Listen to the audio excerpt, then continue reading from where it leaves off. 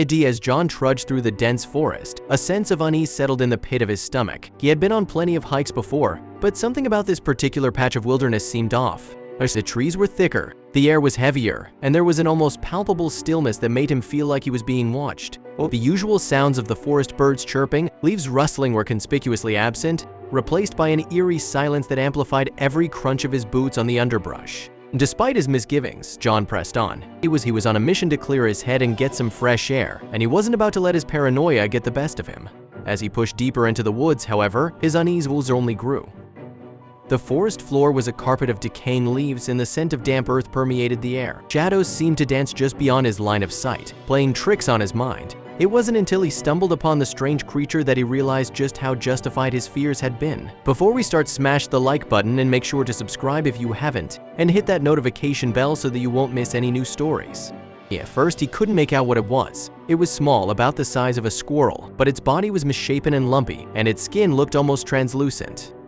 The creature lay curled up in a nest of leaves, shivering slightly as if it were cold. John was frozen in shock. He had never seen anything like this before. Slowly, he crept closer to the creature, his heart pounding in his chest. He crouched down, trying to get a better look, and that's when the impossible happened. The creature began to glow.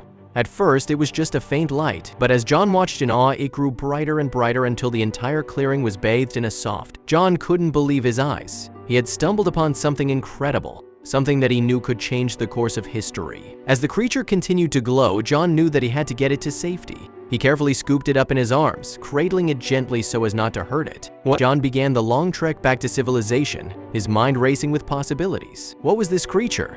Where had it come from? And most importantly, what did its glowing mean? When he finally emerged from the woods, the creature still glowing softly in his arms, he was met with a crowd of reporters and scientists, all clamoring to see the mysterious creature.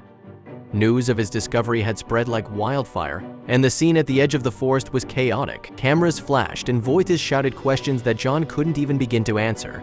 As the scientists and reporters swarmed around him, John knew that this was just the beginning.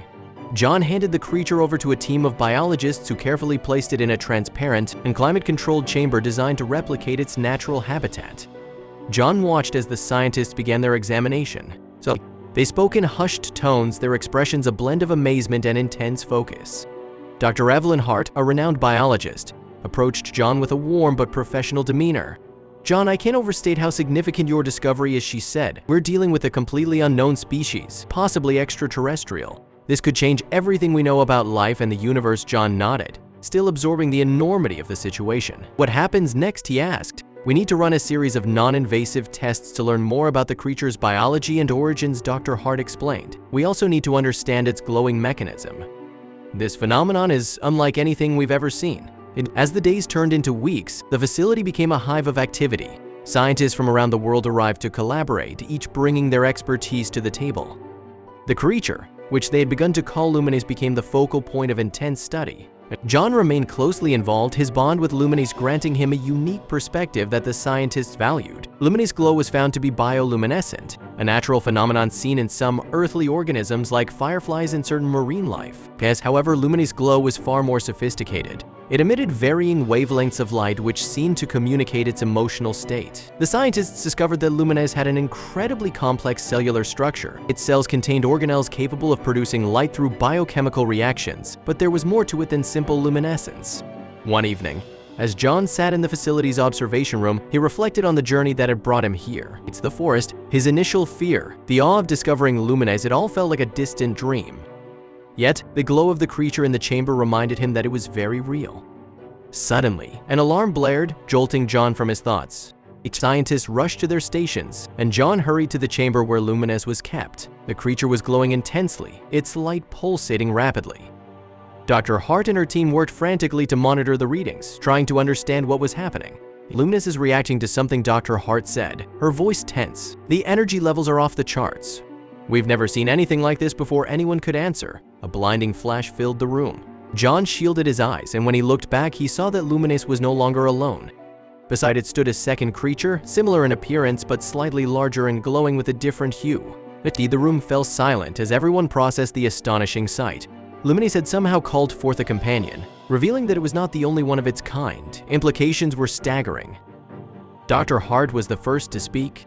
This changes everything she said, her voice filled with awe. We need to reevaluate our entire approach. This could mean there's a whole community of these creatures out there now. With the appearance of the second creature, a new chapter was unfolding. The forest held more secrets than they had ever imagined, and John was ready to uncover them all. The appearance of the second creature, whom the scientists promptly named Aurora, marked a turning point in the research. The team quickly expanded their efforts, setting up additional observation chambers and recalibrating their instruments to accommodate the new arrival. Aurora and Luminace exhibited a fascinating dynamic. Their glowing patterns seemed to synchronize, creating intricate light displays that left the scientists in awe.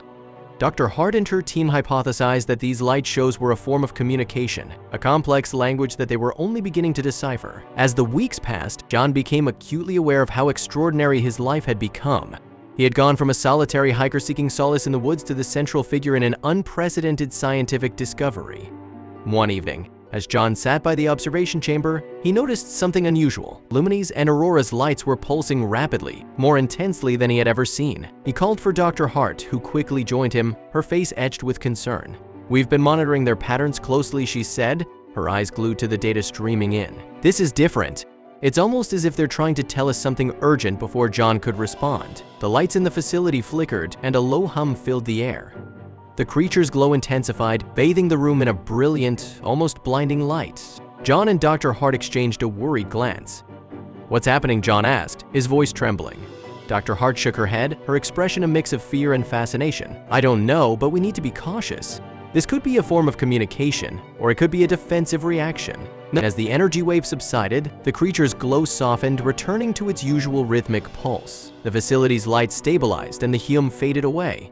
John let out a breath he hadn't realized he was holding. Over the next few days, the team worked tirelessly to understand what had happened. They analyzed the data from the incident, trying to make sense of the energy surge and its implications. The forest held secrets beyond their wildest dreams, and John was determined to uncover them all. The following morning, John and the team embarked on a new expedition into the forest. They trekked through the forest, following the path that John had taken weeks earlier. Hours passed as they navigated the rugged terrain. Next, the forest seemed alive with activity, its sounds and sights a symphony of nature.